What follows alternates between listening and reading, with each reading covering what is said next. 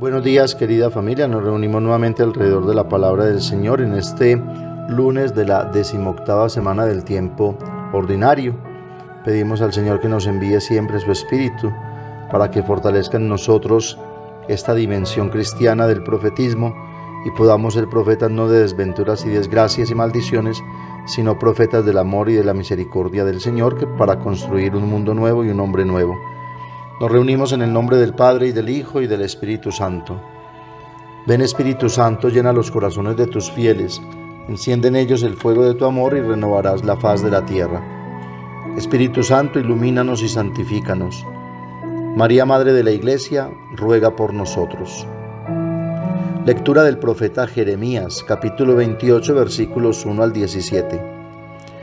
El mismo año, el año cuarto de Sedecías, rey de Judá, el quinto mes, me dijo Ananías, hijo de Azur, profeta de Gabaón, en el templo, en presencia de los sacerdotes y de todo el pueblo.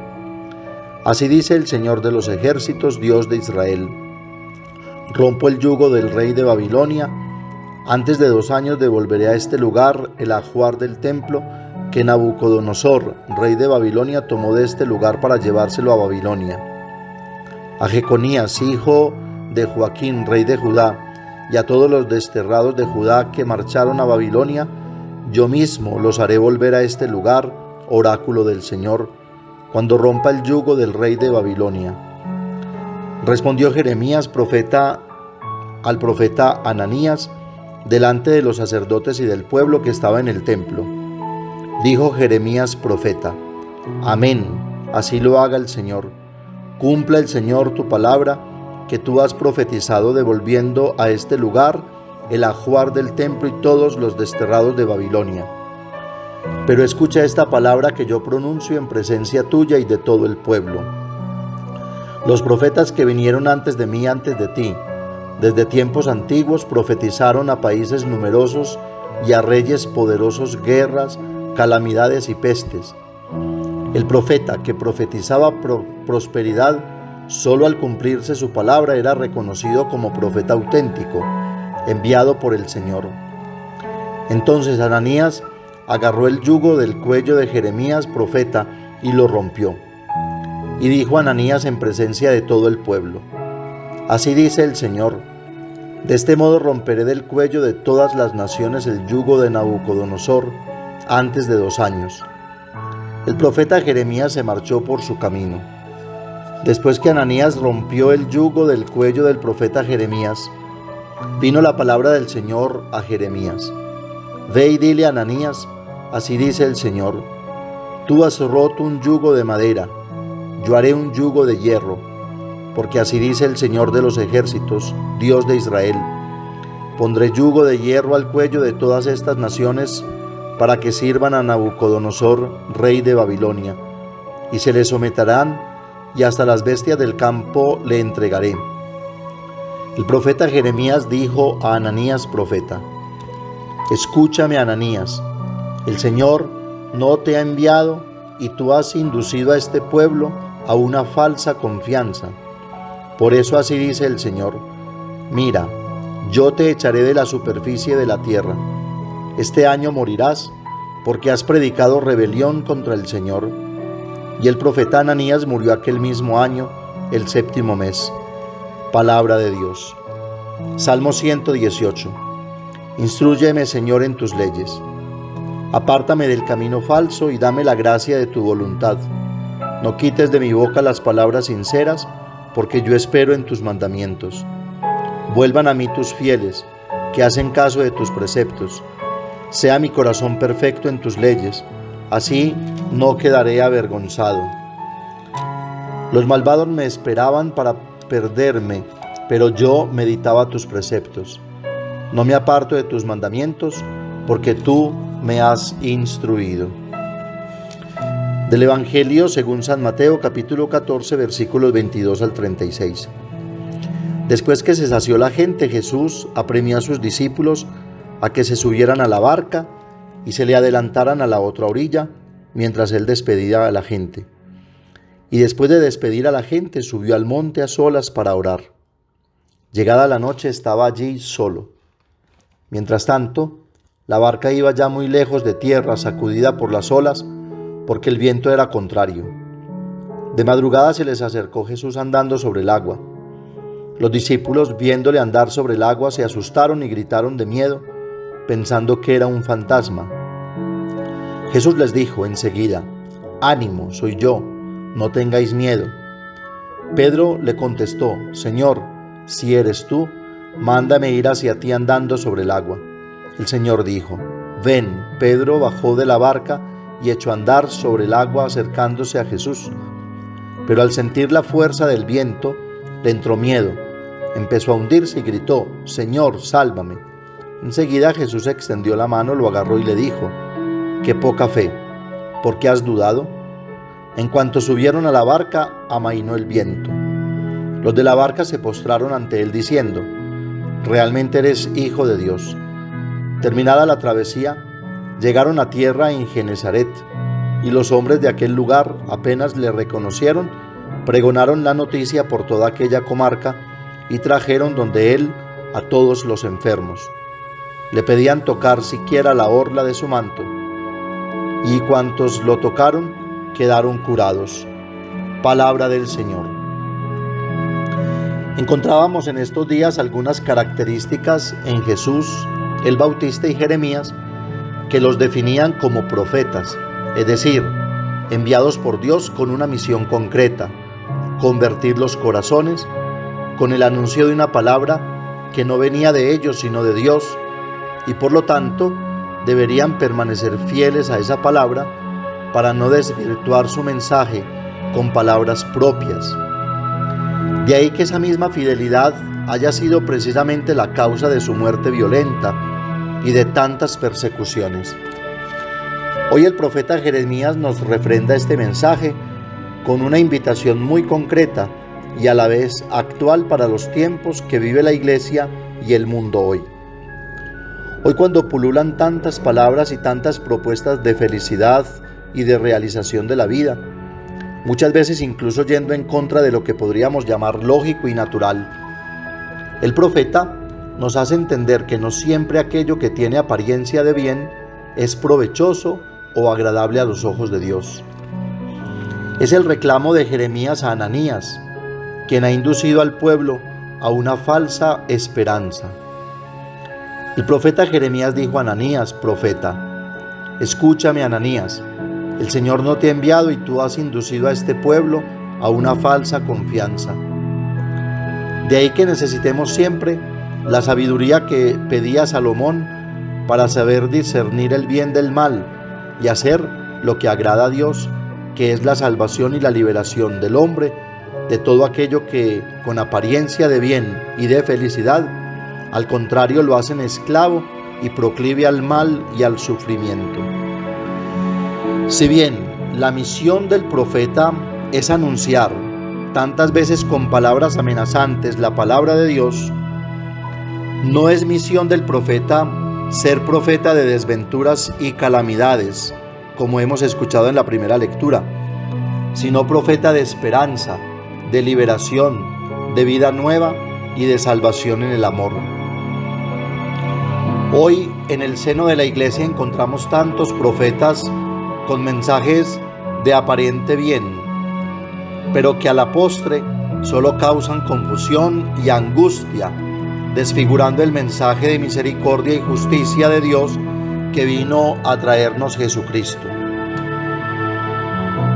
Misión del profeta no es taparse los ojos de una manera cómplice ante el pecado, el mal y la injusticia, sino denunciar precisamente ese mal y dejar claro, como hizo Jeremías con Ananías, que el mal trae siempre sus consecuencias y destruyen la vida de quien lo comete.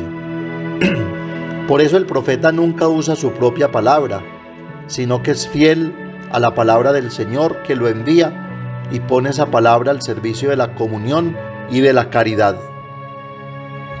La voz del profeta es portadora de un juicio de Dios sobre una determinada situación, pero de un juicio que busca ajustar la vida y las situaciones al proyecto salvador de Dios. De ahí que sea típico en la vida y en la historia del pueblo de Israel, que surjan profetas en los momentos más críticos. Así Dios va realizando a lo largo de la historia su historia de salvación, y por eso en los grandes y trágicos momentos de nuestra historia, Dios va pronunciando su voz y va mostrando el camino de liberación para el hombre.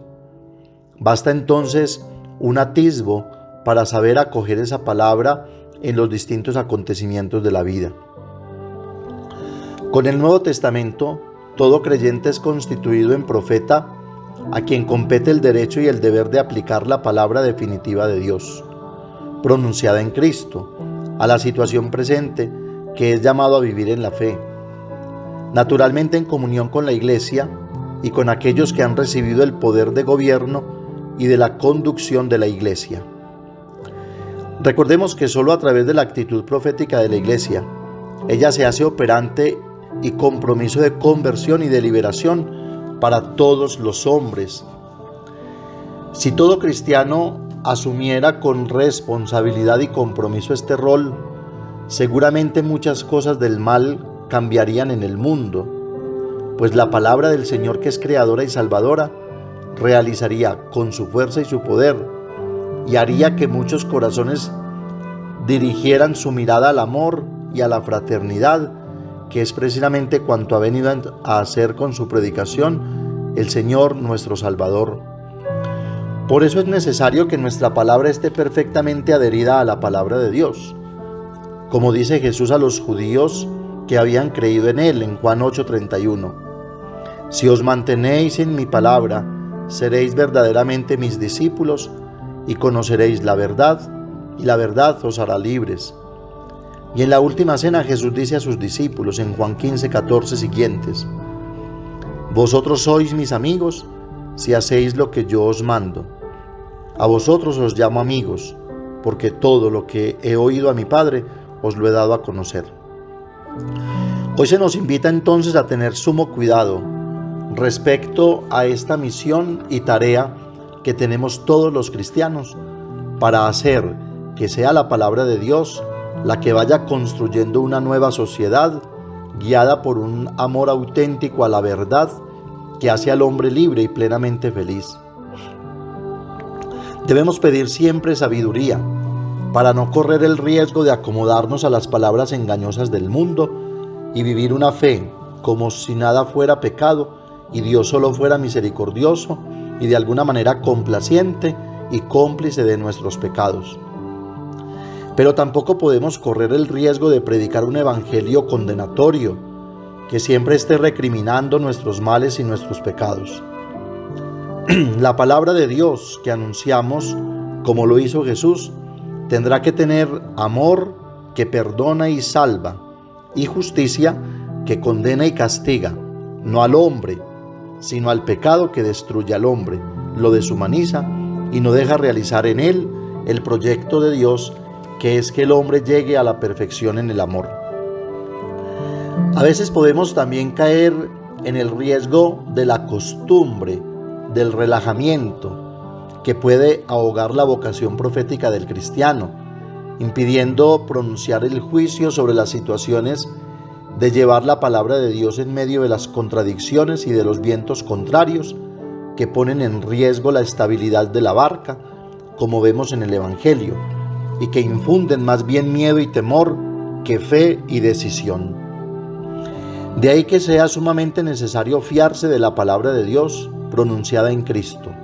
No tengáis miedo, soy yo, porque solo Él podrá calmar esos vientos y esas fuerzas borrascosas que pretenden hacer sucumbir la barca, que es la Iglesia, en esas aguas agitadas del mundo, para que venza el miedo y el mal y no la fuerza misericordiosa y salvadora de Dios.